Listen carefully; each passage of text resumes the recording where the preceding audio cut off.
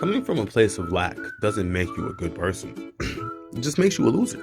What do I mean?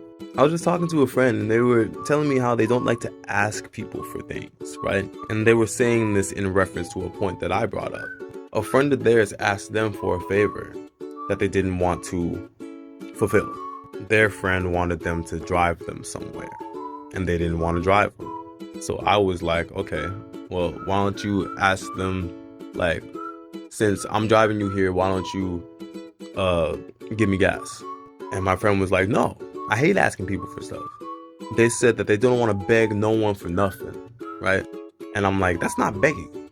You know, that's a fair exchange. If you drive someone somewhere, it's all right for you to ask for something in return. And they were just like, no, no, no, no. Which made me go, I bet you wouldn't even ask God for anything. To which they said, yeah, because God is busy. God's dealing with all the people in the world that have like real problems like cancer and stuff. Which made me go like, what? You think your little request could incapacitate God? Like, yo, God is infinity. And to take any possible religious context out of it, the quantum field is infinite. There's infinite possibilities in the quantum field that you could ask for. And so for you to think you could incapacitate God is absolutely absurd. As Jim Rohn says, you have to become a good asker in order to receive, right? Because ask and thou shalt receive.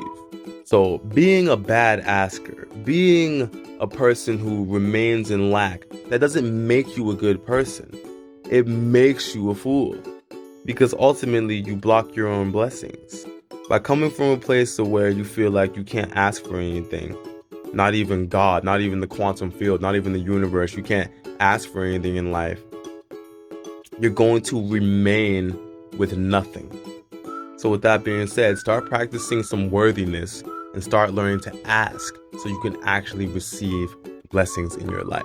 Because it doesn't make you a good person to live in lack. It simply makes you a loser.